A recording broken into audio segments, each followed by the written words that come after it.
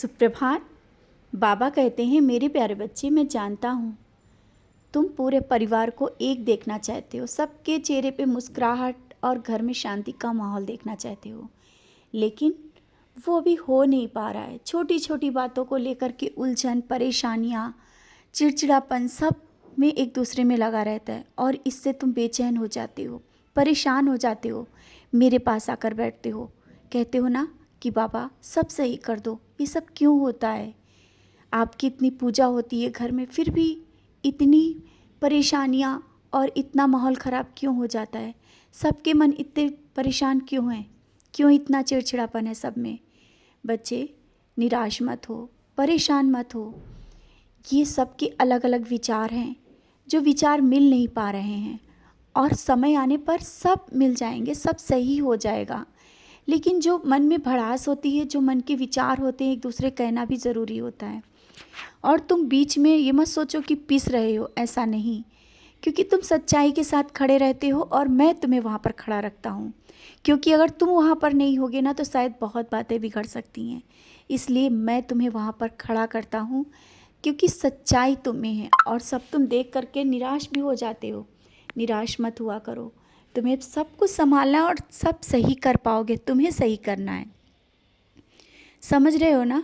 और तुम सब सही कर पाओगे, धीरे धीरे सब सही होगा। और बच्चों को लेकर जो निराशा मन में आ गई है ना, कि बच्चे तुम्हारी बात नहीं मान रहे हैं, संभल नहीं रहे हैं, वो भी सही हो जाएंगे। मैंने कहा ना, जहाँ पर मेरा गुणगान होता है, सच्चरित का पारायण होता है, वहाँ मैं वास करता हूँ। तो फिर तुम क्यों निराश होते हो कि कुछ गलत होगा, या बच्चे गलत रास्ते में जाएंगे, या बच्चों का कोई कुछ बिगाड़ सकता है। नहीं। और हाँ, देख रहा हूँ कुछ दिनों से तुम जादू टोना और इन सब बातों में भी पढ़ते जा रहे हो। क्यों, क्या हुआ, ऐसे क्यों इन सब बातों में पढ़ रहे हो।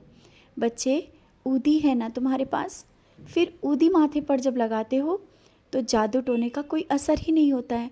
और जहाँ पर नाम जाप चलता है, तुम नाम जाप करते हो, तुम्हें नाम जाप की शक्ति है।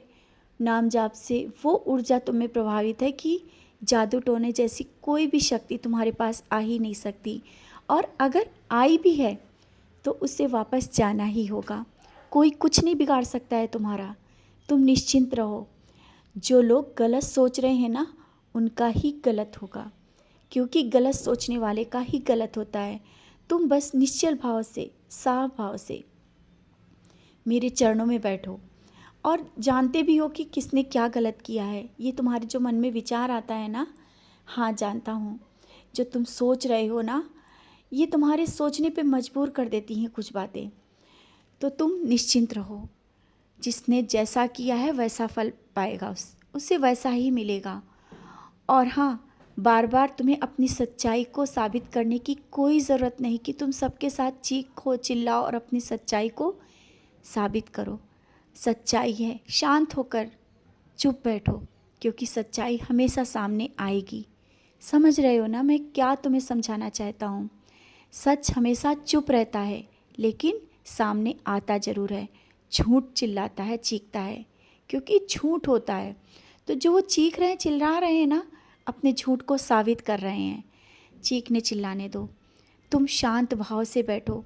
तुम्हारा सच सबके सामने है, क्योंकि तुम्हारे में गंभीरता है, सच्चाई है।